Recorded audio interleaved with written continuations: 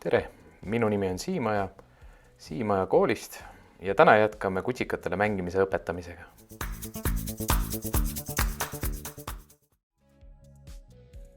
Oleme tulnud treeningsaali selleks, et saaks koeralt rihma kaelast ära võtta ja et ala oleks aiaga piiratud. Selleks võib kasutada ka mänguväljakut või loomulikult ka oma koduaeda. Külalise esinejaks on meil täna 6-kuune Amstaff, kelle nimi on Äss. Räägime vigadest, mida koeri mängima õpetades tehakse ja tehnikatest, mida kasutada, et mänguoskusi mõlemapoolselt edendada. Alustame põhilistest vigadest, mida nii uued kui ka kogenud koeraomanikud oma kutsikatega või ka vanemate koertega teevad. Kõige lihtsam, millest alustada, on mänguasjad kokku korjata. Kui mänguasjad on laiali ja vabalt kättesaadavad, vähendab see motivatsiooni nii mänguasjade kui ka mängimise vastu. Mäng, milles enamus kutsikaid, aga ütleme ka osasid vanemaid koeri on meistrid, on inimese eest mänguasjaga põgenemine või siis inimesest mänguasjaga eemal hoidmine. Põhjuseks on see, et me viskame mänguasju kogu aeg endast eemale või siis ajame koera, kellel on mänguasi taga. Selleks, et viga parandada, ärge ajage koera taga ja ärge kasutage häält tema rahustamiseks. Häälega koera hüüdmine ainult erutab teda ja suurendab põgenemist. Kui me alustame kutsikale või koerale uuesti meiega mängimise õpetamist, siis arvestage sellega, et te peate oskama olla mingil määral ka natukene kloun. Ehk siis tegema ennast huvitavaks koos selle mänguasjaga, mis teie käes on. Olenemata ponnistustest võib see lõppeda ka selliselt.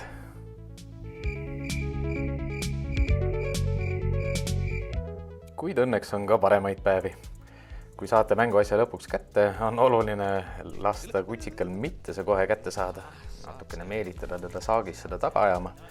Ja kui ta on seda juba mõnda aega teinud, andke talle ilusti haare.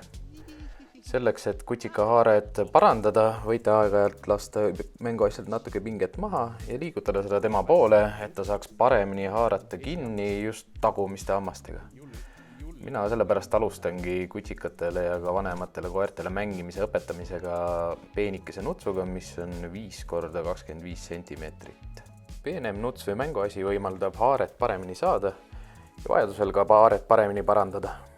Selleks, et enesekindlust veelgi tõsta mängus, võib aeg-ajalt läbi mängida sellist meelega koerale kaotamist. Siin näete, kuidas ma pakun koerale vahetust täpselt samasuguse mänguasjaga.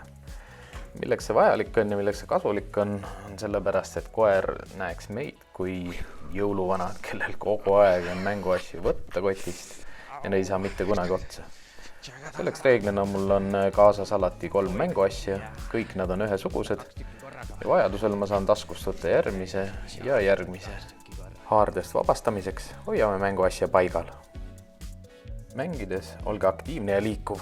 Kasutage ära seda, et koer jookseb teist mööda. Selleks, et tõsta motivatsiooni mänguasja vastu, ärge andke talle liiga kergelt seda haaret ja laske tal rohkem seda taga jääda. Plõks, mida kuulsite, on hea märk sellest, et koer näeb tõsiselt vaeva, et mänguasjast kinni haarata, mis tähendab ka ühtlasi seda, et motivatsioon mängimise vastu on tõusnud. Teiega koos mängimist premeerib nii tirimine, vedamine kui ka hüppamine.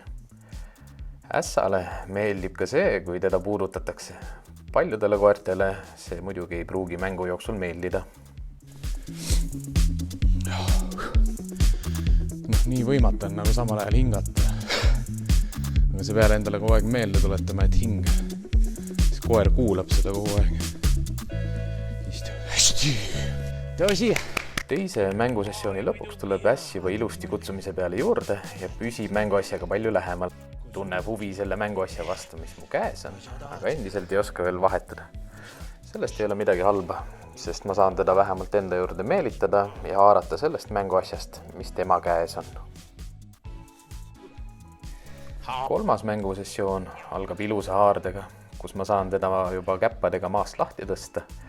Ja minu kogemusele põhinedes on osadele koertele ka see maast lahti tõstmine väga suureks motivaatoriks ja enesekindluse tõstjaks. Äss püsib mänguasjaga väga kenasti juba minu juures, mis võimaldab mul ikka ja jälle tema käes olevast mänguasjast haarata. Selle üle mul on ainult hea meel ja ma ei frustreeru üldse. Halvad tunded ja frustreerumine koeraga mängides kanduvad koerale üle. kui motivatsioon mängimise vastu on tõusnud, võib suurendada survet koerale.